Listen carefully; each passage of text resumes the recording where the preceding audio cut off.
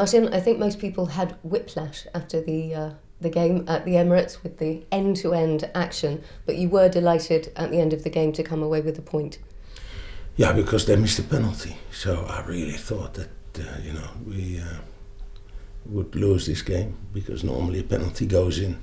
So it was awesome, to saw this Mark Schwarzer stop the penalty kick. But before that, after scoring the 3-2, we had the same last year. Last 5 or 6 minutes, they scored the equalizer with Van Malen.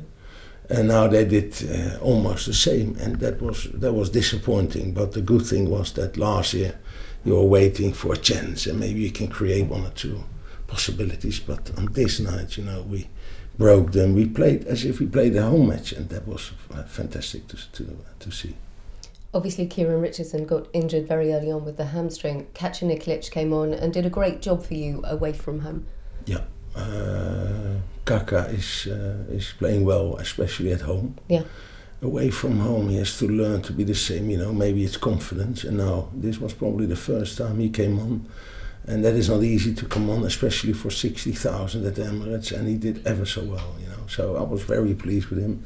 He played 90 minutes for the Sweden national team with Zlatan Ibrahimovic, and he did well. So he's making good steps. Kieran Richardson is still out, I believe, with his hamstring injury. Mahamadou Diarra was missing, and of course Chris Baird is suspended for Sunday's game. How does that affect you and your team selection this weekend?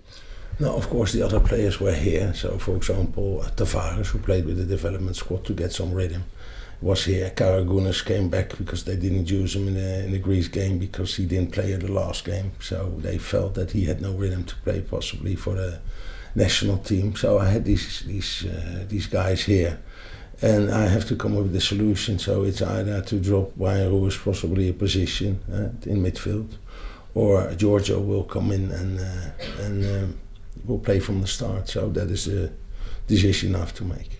You were particularly pleased, I think, with the performances of Dimitar Berbatov and Brian Ruiz and the way that they played together, and the interaction and obviously the creating of the chances. Is that going to affect you then in terms of a different selection or playing Brian differently? Could be. On the other hand, I've got Petric, and he deserves to start because he's so good, in training. But on the other hand, you could say never change a team which is playing well, and up front we certainly are playing well. But on the other hand, I did it before, so I can easily change the team, and now I'm 100% convinced that we will do the same. It's of course not only about Berbatov and Brian Ruiz. They are quality players, but don't forget other players. For example, De Jager did well, but I still got Damien Duff, who did well before. He was probably dropped, as you say in England. De Jager came on, so I still have to make a decision because Damien Duff, and that is exactly what I want.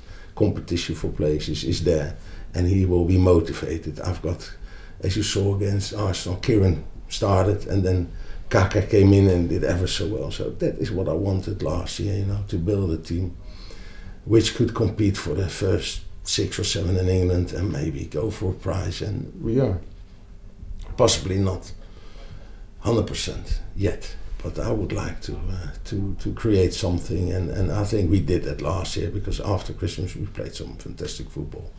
Then we lost the 2 players. After that, nobody spoken about Dembele or Clint Dempsey, and that was that was so good for Fulham, because that could have been a problem because of Berber, because of Rode Jager.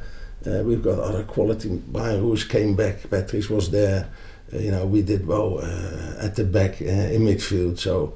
Nobody looked back, and that is probably an English phrase, not to look back, but we certainly didn't look back, and that is so good, because before that I really thought that Fulham and I would have a problem in losing my 2 best players, but now, we are creating, we are getting better. The only thing we have to sort out is our defensive weaknesses sometimes, and I feel. Why do you think that is? Why do you think? I feel that we conceded 8 or 9 goals from set plays, so it's very clear. So we lack a bit of size, of height. Of course, we had Clint Dempsey last year, who was always at the end of things. I had Stephen Kelly, who was in the air. He's pretty good, you know. Sasha is a bit smaller. So we have to put that right. And that is one of the things, you know, we have to.